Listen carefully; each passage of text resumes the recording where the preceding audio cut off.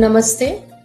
I'm Dr. Deepa Passi, Senior Consultant, Apollo Hospital. I'm a neonatologist and adolescent pediatrician. As you all know that in the first week of September, from 1st to 7th September, it is celebrated as the National Nutritional Week. And the idea behind celebrating this week is to make the general public aware about the nutrition and the various health practices which they should adopt.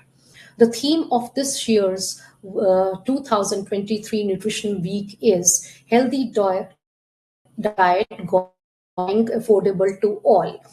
Nutrition, as you know, is essential for good health. A group of Indian Academy of Pediatrics doctors and the various stakeholders in the private as well as the public sector coined the term junks. That stands for J stands for junk food, U for the ultra processed food, N for the nutritionally inappropriate food, and C for caffeinated, carbonated, and colored beverages, and S stands for the salt and the sugar beverages. Over the last 2 decades, there has been a massive increase in the consumption of the fast food. Now, the reason behind consumption of this fast food is because of the easy availability, great palatability, the marketing strategies adopted by the companies, and the working parents, and sometimes they are easily available as well, and they're catchy advertisements for these fast food products. Hence there has been an increased consumption amongst the adolescent and the children. This has resulted in a curve rising up in the obesity. Now we will elaborate on what does this acronym jumps stand for. J is the junk food, that means the food which is rich in fats and especially the saturated and the trans fats, sugars, salts, and foods which are lacking in micronutrients and minerals. U is the ultra processed foods like breads, and they're defined according to the fourth category of NOVA classification of food. N is the nutritionally inappropriate food. Now, even the homemade food can be nutritionally inappropriate if it is deep fried. The reason is that when we keep on deep frying and using the same oil, the fats get converted into trans fats, which are harmful for the body.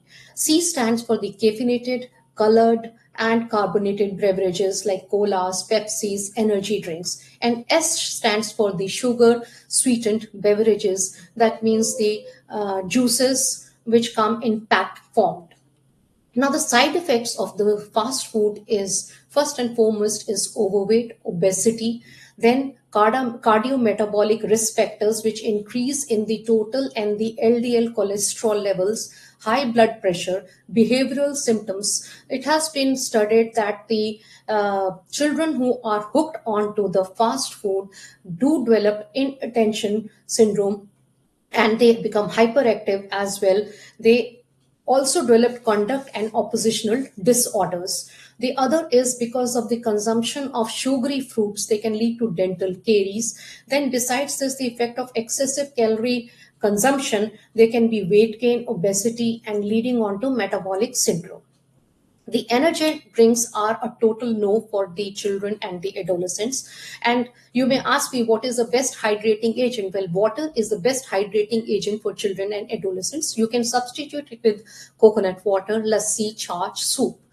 Now, the fruit juices by the American Academy of Pediatrics has recommended that there should be no fruit juice for children less than 1 year of age.